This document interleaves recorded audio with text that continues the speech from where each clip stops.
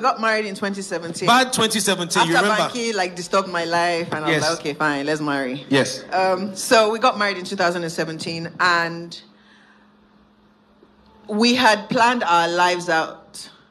We had talked about it, and we're like, this is what is going to happen. Bam, bam, bam is going to happen. We're going to be so busy. Might as well just get the children out of the way. Let's do it now, and just, let it come through. And then nothing happened. And then you try, and nothing happened. And I remember having a conversation with Banky, and I was like, let's go do IVF. And Banky was like, calm down. It hasn't even been a year. Give it a year. So a year came when it was 11 months and a couple of days. I was like, hey, how far? So it's been a year. Let's go try IVF. And we prayed about it. We did pray. And by the grace of God, still, we did get pregnant. And we got pregnant with twins.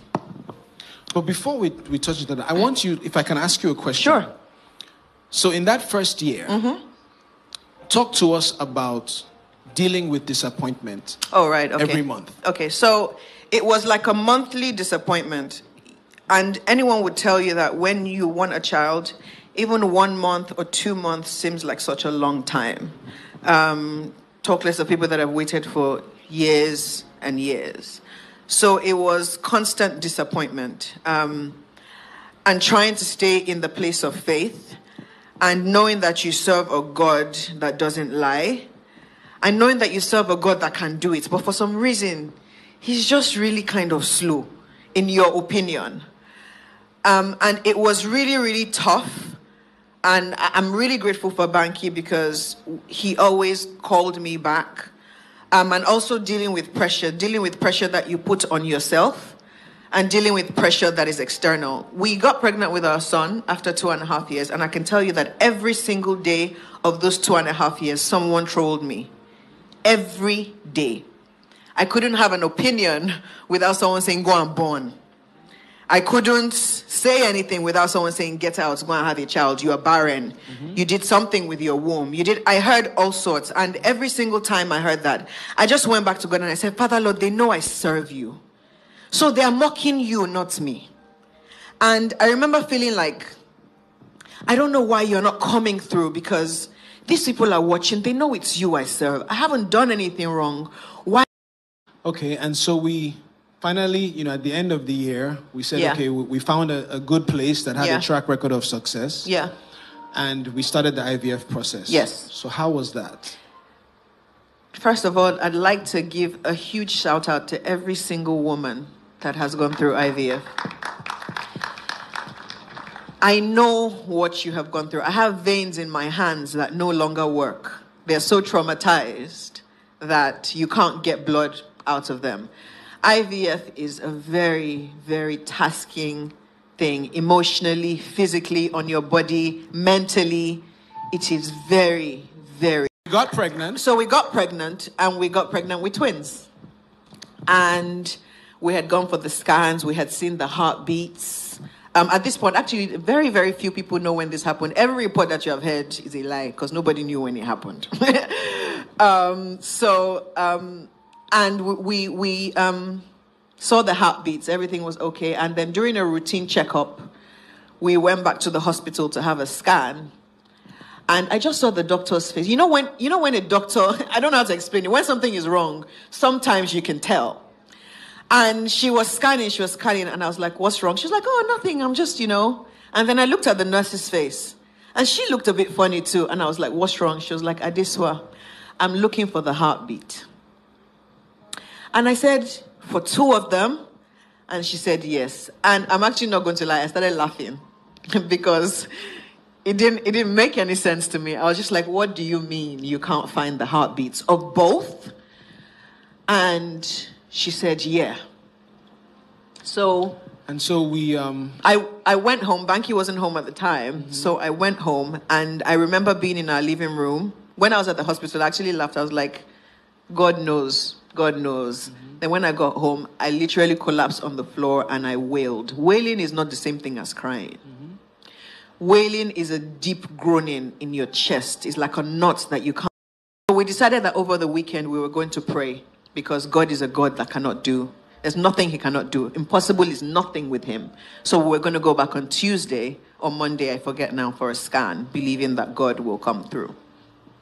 And Monday or Tuesday rolled around and we went back for the scan. And not only did we not see heartbeats, the embryos were shrinking. So they were decaying and they were dying. This was towards the end of the first trimester. And it was a tough time. And you know, like she said, your head starts turning that, you know, but I love you. And when we found out that we were losing them and that we had to do an evacuation, it was a very emotional time, and she cried. And you know, as a man, you think first of all, women are stronger than men. Let me just tell you that crying is not a sign of weakness. But as a man, you know, you have been raised to be like, oh, you have to be the man, you have to be strong, you know, you can't shed a tear. So, you know, she's feeling a certain way, she's crying, and I'm trying to be there for her, and I'm just, you know, holding her and saying, it's going to be okay, it's okay. But the day that we cried together was the day of the evacuation. An evacuation, for people that don't know, is when they remove the dead embryos. And we go to the hospital, we do the procedure, and Adesua is one of the strongest people that I know. But I had never seen her so frail and in so much pain, emotional and physical. And you know, for somebody like me, whose love language is acts of service, is helping, is fixing the problem, there was absolutely nothing I could do at that time.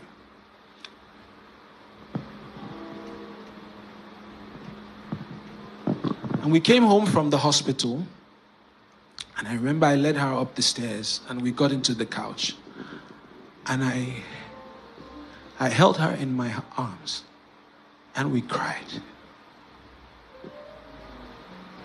And I'll say it again, it's okay to cry. Amen? It's okay to serve God and cry.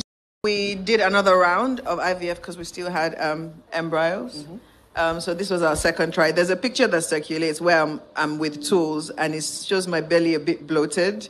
People were saying I was pregnant. I wasn't. I was going through IVF, so I was bloated, and it was really, really, really tough. It was a really tough period. And guess what? It actually did not work. It didn't even work at all. It wasn't like the first time where there was a glimmer of hope. This one did not even work at all. Nothing. And I remember just feeling disappointed again. Both of us were quite disappointed. But talk to us about what the doctors were saying. Oh yeah. The doctors said they said that I had PCOS. That's polycystic ovarian syndrome. They also said that his morphology. My sperm, you can say it when my sperm morphology was not off. Right, was off. They said my ovarian reserve was too high. Then I prayed for healing. Then my ovarian reserve came to the normal place that it should be. Then the doctors were worried that because it moved happened too quickly. Too fast. They were not like, maybe you are losing all your eggs. Let's remove them. Maybe you're going into early menopause. Then at that point, we're just like, I'm not doing it again. Because after the third time, we just stopped where we were, and I was just like, I'm not taking one single pill. I'm not taking one single injection. I'm not doing anything anymore. I am done. And we got to that place, and we had that conversation. Yeah. And we said, listen, not doing anything. Baby, we're not going. I'm happy. If God gives me a child, praise Jesus. If he doesn't, there must be something else that he's planning. I am not doing anything